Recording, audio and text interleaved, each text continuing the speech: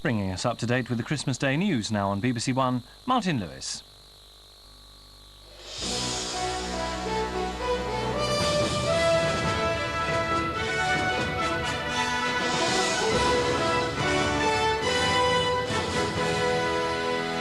A suicide bomb attack in a German church kills 3 people and injures 13 more.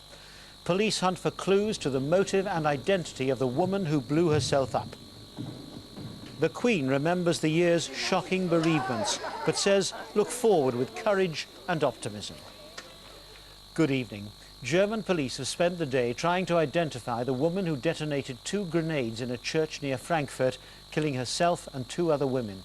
The midnight church service was crowded with worshippers, and 13 of them were injured. The powerful explosion hurled wooden pews and shrapnel across the small Protestant church, the blast occurring just a few minutes into the traditional midnight service. Many of the 70-strong congregation ran from the building screaming in panic and covered in blood. The bomber, a woman aged between 30 and 40 years old, was killed as she detonated 2 Eastern European-made hand grenades. They've been hidden beneath her coat. 2 women who've been sitting beside her also died in the blast. The church's deacon can't understand how anyone could carry out such an attack on one of the holiest days of the year. Berkat Salima says the survivors are shocked. Some have suffered nervous breakdowns. Police have released a photograph of the dead bomber. They hope someone will come forward to identify her. But as the investigation continues, they're still no nearer discovering a motive for the bombing. At churches across the city today, prayers were said for the victims of what seems a senseless attack. A 12-year-old girl is amongst the injured who remain in a critical condition. Jonathan Charles, BBC News, Frankfurt. Rebels holding more than 100 people hostage at the Japanese ambassador's residence in Peru have tonight released a further captive, but there's still no sign of an end to the crisis. The Red Cross says the situation inside the compound remains calm. 8 days under the gun, most of them in appalling conditions, have taken their toll. Some of the hostages are reported to be ill. In the last hour, one, clearly too ill to remain a hostage, was released. He is a Japanese diplomat who emerged, apparently barely conscious, accompanied by the Bishop of Ayacucho, who'd been allowed to spend the day with the hostages. That apart, the stalemate continues. So firm is the deadlock that the arrival of Christmas lunch caused a flurry of excitement and more unrealistic talk of a breakthrough. It was, in fact, a Christmas gesture by the daughter of the president. 10 turkeys and a dozen waiters to serve them. She called forlornly on the hostage-takers to release their captives, then left. Christmas brought little cheer, quite the opposite. The unexpected release of a single hostage, the Uruguayan ambassador, spelt more bad news for President Fujimori. Uruguay had, earlier in the day, released 2 Tupac Amaru guerrillas from jail. The freedom of their man was their reward, a deal struck with the hostage-takers that infuriated Peru's embattled, uncompromising government. It undermines President Fujimori's hardline stand on terrorism by demonstrating that a deal is possible and intensifies further the pressure on him to offer some kind of compromise to break the deadlock. Alan Little, BBC News, Lima. The Scottish Secretary has asked for a report into another death at Cornton Vale Prison in Stirling. The 22-year-old woman is thought to have taken her own life. 5 other inmates have committed suicide during the last 18 months. Opposition parties say the jail should now be closed.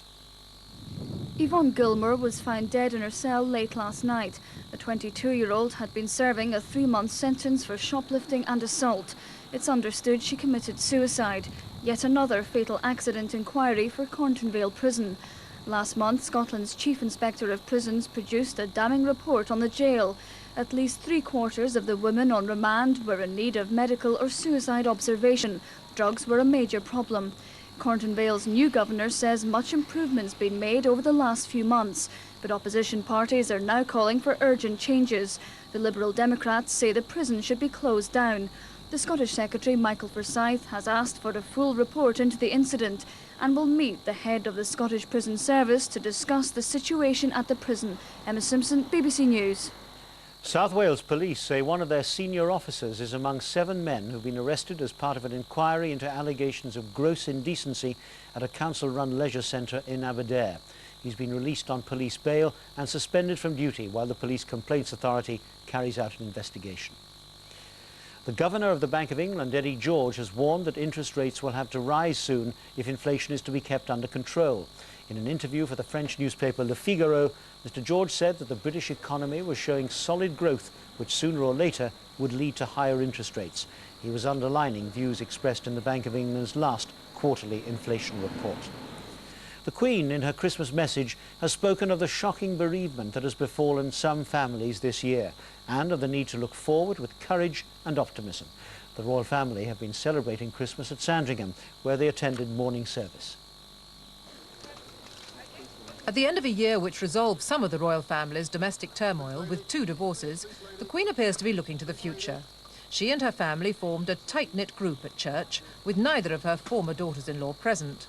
But all her grandchildren were there, completing the span of 4 generations gathered for their traditional celebration. Her Christmas message, filmed at the weekend at Sandringham, shows her walking in the grounds with her husband. The emphasis is on harmony and informality, the mood relaxed. Suggestions that the Queen would make some reference to the Duke's controversial remarks last week about gun control proved unfounded. But the horror of what happened in Dunblane was clearly on her mind. Each year brings its share of difficulties for many families. This year has, I know, been no exception, and during it some have suffered bereavement of a tragic and shocking kind. She reflects too on some of the great state occasions of the year, including the visit by President Mandela, who she said was an inspiration to everyone working for peace.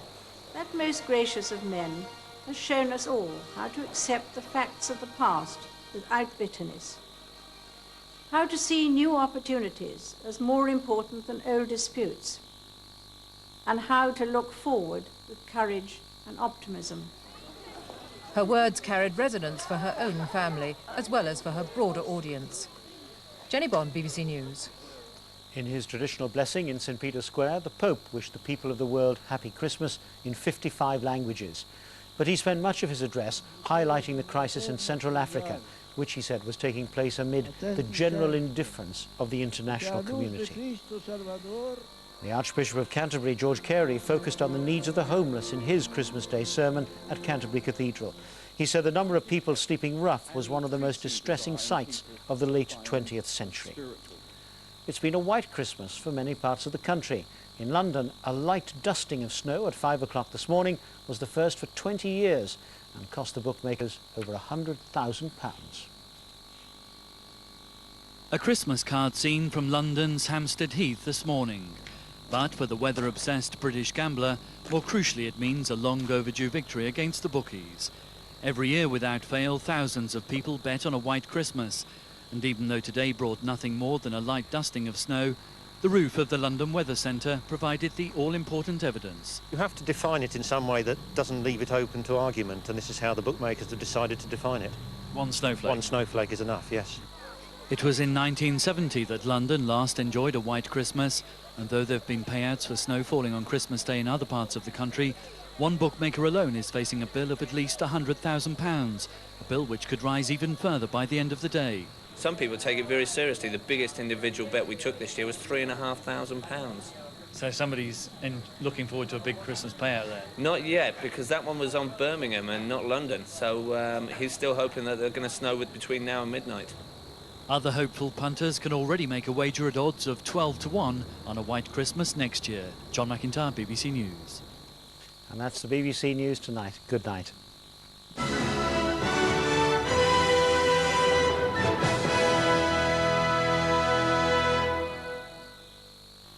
Hello and Merry Christmas. Well, as you've just heard, it has been a white Christmas in several places.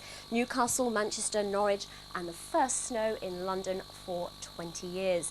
Now for tonight, I'm afraid that snow is back up in the far north, particularly over the higher ground, with more cloud and rain pushing its way into the Western Isles as we go through the night. Elsewhere across Britain, it's going to be dry, and the further south you come, fairly clear. But I think really the problems with mist and fog will only be perhaps in Northern Ireland and the far north of England. It will be a cold night, a widespread frost, temperatures as low as -7 in the Highlands of Scotland. Further down towards the south, though, around -2 to -3. As we go through to Boxing Day, the high pressure is still very much in charge of our weather across Britain, but this weather front will be very slowly trying to push into the far northwest. So more in the way of clouds, some rain here as well, particularly for the Western Isles, some snow falling ahead of that, particularly over the higher ground. As we come further south, a dry and a fine day. Now in Scotland, particularly over the mountains, the snow could well cause problems, particularly as you go into the afternoon, so travelling will be quite treacherous on those higher roads. The snow and sleet working its way down into Northern Ireland as well, turning to rain though. All the time, much of England and Wales dry and fine. Those temperatures around 3 to 4 degrees, one further to the north, but mild weather in the far north of Scotland. On Friday, the weather front gradually working its way southwards, bringing some cloud and some rain. Bye-bye.